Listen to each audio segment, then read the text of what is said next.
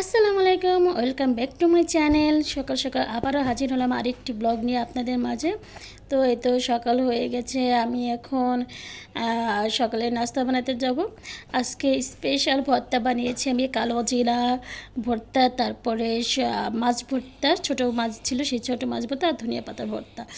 আর এর মাঝে একটা আমার মজাদার সব থেকে পছন্দের একটা জিনিস করেছি, সেটা হলো ভর্তা নিয়ে পাটাতে অবশিষ্ট যে ভর্তা ছিল সেই ভর্তাতে গরম গরম ভাত মাখিয়ে খেয়েছি, যেটা কিন্তু আমার খুবই পছন্দ। আর ভর্তাগুলো এত ঝাল এত টেস্টি হয়েছিল যে বলার বাইরে। আমি একদিকে সুস্বাদছিলাম আর একদিকে খেয়েই যাচ্ছিলাম, এতটা মজা লাগতেছিল যে বলার বাইরে। যাই হোক, পছন্দের জিনিস যতই ঝাল হোক না কেন খেতে তো হবেই, এখানে কোনো সারা শব্দ নেই। যে যাই বলুক, আমার কাজ খাওয়ার ছিল, আমি খেয়েছি। তো এরপরে খাওয়া দাওয়া শেষে সকালে নাস্তার পরে বাবুর বাবা অফিসে যাওয়ার পরে আমি একটু বাজারে গেছিলাম মুরগি কিনতে। তো যে চীনা হাঁসটা দেখতেছিলাম, বেশ বড় ছিল, বেশ সুন্দর ছিল দেখতে, আর সাথে রাজহাঁস ছিল। তো প্রচুর দাম ছিল, আমি জানি না সব জায়গায় একই রকম দাম কিনা। চীনা হাঁসটা 600 টাকা করে কেজি ছিল কিন্তু তারপর দেখতে দেখতে এদিকে ঘুরে ফিরে পরে আবার এখানে একটা আসলাম মুরগি নেওয়া শেষে। এখানে হলো কেটে কেটে বিক্রি করে, যে যেটা নিতে পারবে।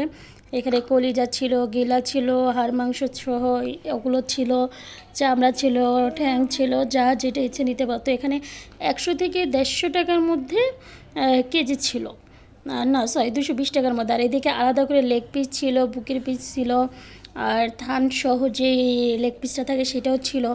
এগুলো 300 থেকে 250 থেকে 320 পর্যন্ত দাম ছিল দেখলাম। তো মোটামুটি ভালোই ছিল। তা আমি ওই চাচার কাছ থেকে কিছু লেগ পিস, এক লেগ পিস তো না, উইংস নিয়ে এসেছিলাম, যেটা আমার খুব পছন্দ। আবার আমাদের যে স্যার আমার হাজব্যান্ডেরও খুবই পছন্দ ছিল। তো এনে তো চেষ্টা করতেছিলাম যে একটু রেড উইংস বানাবো নাগার মতো, কিন্তু আমার কাছে যে মরিচের গোড়া ছিল সেটা সেই পরিমাণে লাল হয়নি, আর টমেটো সস খুব কম পরিমাণও ছিল, তাই আর সেভাবে করা হয়নি। তো কি আর করা, মশলার মতো করে জাস্ট গ্রেভি আকারে কয়েকবার নাড়াচাড়া দিয়ে ভালো করে, যদিও আমি আগে তেলে কিন্তু ভেজে নিয়েছিলাম উইংসগুলো, খুব সুন্দর করে ধুয়ে ভেজে নিয়েছি একদমই। আর এদিকে খেয়াল করলাম যে আমার টমেটো সসও প্রায় শেষ, খুব অল্প ছিল।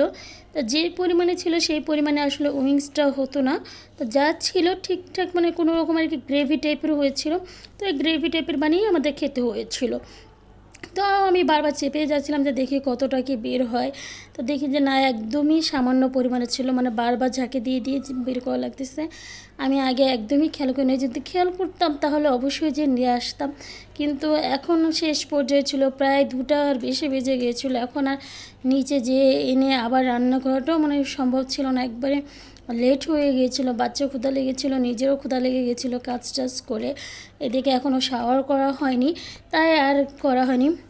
যাই হোক, আমি এইভাবে কিছুক্ষণ জাল দিয়ে কিছুক্ষণ আর একটু ঢাকনা দিয়ে তারপর করেছিলাম।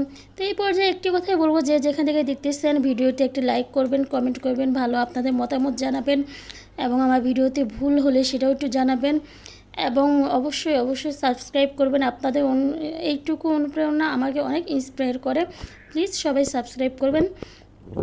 তো এই তো আমি কয়েকবার জাল দিয়ে, কয়েকবার নাড়া দিয়ে, কয়েকবার ঢাকনা দিয়ে বারবার নাড়িয়ে নিচ্ছিলাম, কেননা বারবার মশলা নিচে দেখে লাগিয়ে দিতে চাচ্ছিলো। আমি এখানে কোনো পরিমাণে পানি দিব না। তো এই দেখুন খুব সুন্দরভাবে তেল বের হয়ে গিয়েছে। যখন দেখলাম যে মশলা খুব সুন্দরভাবে ছাড়িয়ে হয়ে গেছে, তো একটু শেষে গুঁড়া গরম মশলা আর জিরা মশলা, আর হলো একটু সাদা তেল ছিল আমার ঘরে, তো সাদা তেলটা দিয়ে দিলাম জাস্ট লুকটা সুন্দর আসার জন্য। কিন্তু শেষে মনে হলো যে আমি খুব কম পরিমাণে দিয়েছি, বোঝাই যাচ্ছিলো না যে আমি সাদা তেল দিয়েছি। যাই হোক, ভিডিওটি খুব বেশি বড় করব না। যে যেখানে থাকবেন ভালো থাকবেন, অবশ্যই ভিডিওতে লাইক কমেন্ট সাবস্ক্রাইব করবেন, এবং এবং এবং যে যেখানে থাকবেন অবশ্যই ভালো থাকবেন।